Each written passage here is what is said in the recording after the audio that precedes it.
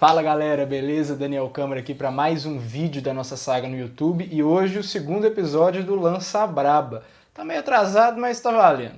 Só para lembrar vocês, antes de começar, toda terça eu tô criando lá no meu Instagram, @dfcâmara, uma caixa de perguntas para vocês perguntarem o que vocês quiserem, dos temas que vocês quiserem, e aí eu vou montando um acervo e a partir desse acervo eu vou respondendo aos poucos. Então vamos lá, começando com as nossas perguntas. Primeira pergunta: como os reformados se posicionam ou relacionam com a questão do Estado laico e por quê? Bem, os reformados se posicionam de maneira completamente a favor do Estado laico. Na verdade, a própria construção da ideia de Estado laico está relacionada com a herança reformada. Se a gente olhar na Confissão de Fé de Westminster, por exemplo, a gente tem uma defesa bem clara da separação entre o governo civil e o governo da igreja. E a Revolução Puritana, que é o contexto histórico onde a Confissão de Fé foi escrita, lá do Oliver Cromwell e tudo mais, talvez tenha sido o primeiro período na história moderna, na era moderna, em que os indivíduos e não os governantes tenham tido a liberdade para se organizar e cultuar em diferentes denominações cristãs. O que, para um contexto de hegemonia cristã, era um avanço incrível. E a gente vê isso também em áreas de influência e povoação puritana originária, como nos Estados Unidos, por exemplo. Tudo isso por um motivo muito simples: a ideia de que o Estado não tem o direito de interferir na igreja, que nenhuma autoridade tem o direito de impor ou impedir um culto religioso, um sistema de crenças, que é uma escolha voluntária do indivíduo. Mas vou parar por aqui porque o tema é ótimo, casa um pouco com o tema do meu TCC e se eu continuar eu me empolgo. Segunda pergunta: como me arrepender de forma genuína dos meus pecados? Duas palavras: confessar e abandonar. A gente olha lá em Provérbios 28:13 e fala: aquele que encobre as suas transgressões jamais prosperará, mas aquele que as confessa e deixa encontrará misericórdia.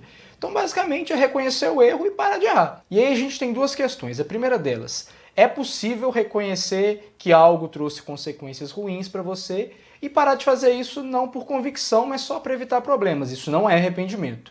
E uma segunda questão é como confessar. Tem coisas que resolvem entre você e Deus mesmo, mas tem pecados que, por repetitivos e por consequências que geram na vida das outras pessoas, a gente precisa conversar com um cristão mais experiente e tudo mais. E aqui eu incluo alguns pecados da área sexual, a fofoca, por exemplo. Terceira pergunta: a favor ou contra a omissão de dados em relação ao Covid-19? Obviamente eu sou contra. Eu vou ler aqui para você o artigo 37, caput da Constituição, que é claríssimo. A administração pública, direta ou indireta, de qualquer dos poderes da União, dos Estados, do Distrito Federal e dos municípios obedecerá aos princípios da legalidade, impessoalidade, publicidade, moralidade e eficiência. Só aí já acaba a conversa, mas a gente pode ir além. Como que as autoridades vão tomar as melhores decisões para o momento se elas não têm os melhores dados disponíveis? E olha que a gente nem está falando da subnotificação, hein? Como que um povo impaciente e cansado de toda essa espera, de todos os prejuízos como a pandemia, vai saber se preservar dos riscos se nem sabe que riscos está correndo?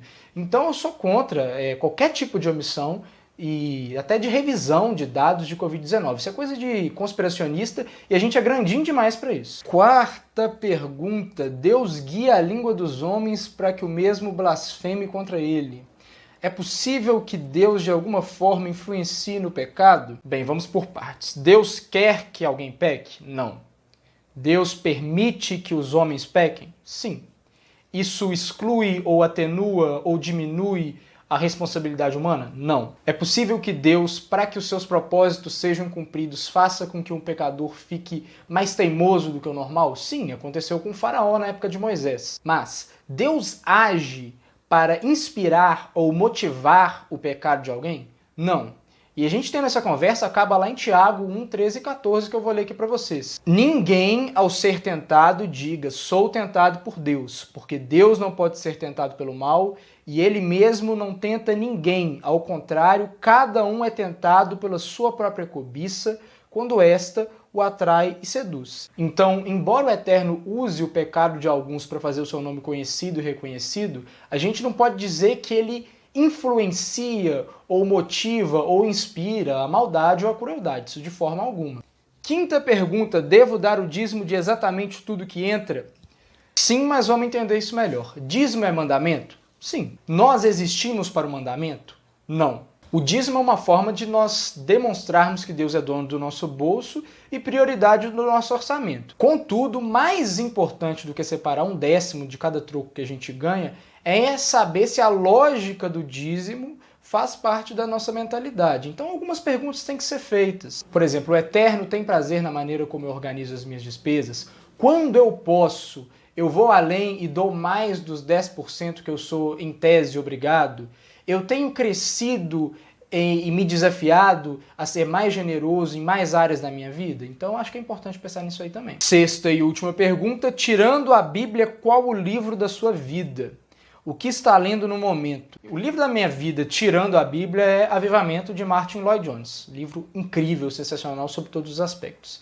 E os livros que eu estou lendo, confesso que a minha disciplina de leitura já viveu dias melhores. Mas estou lendo a Bíblia na Nova Almeida Atualizada, estou lendo Estudos no Sermão do Monte, também do Martyn Lloyd-Jones, e estou retomando a Teologia Sistemática do Wayne Grudem, orando fervorosamente para que os dias de glória cheguem e eu consiga comprar o Hobbit e o Silmarillion. Então é isso, pessoal. Muito obrigado por participar do nosso segundo episódio do Lança Braba. Se você gostou desse vídeo, curta, comente, inscreva-se no canal, clique no sininho para ativar as notificações e, mais importante de tudo, compartilhe esse vídeo. Se você conhece uma pessoa que gosta de vídeos assim, de perguntas e respostas, vida devocional, teologia reformada, espiritualidade cristã, compartilha, passa para frente para que mais pessoas participem e as nossas conversas fiquem mais interessantes. Um abraço, até a próxima, que Jesus te abençoe.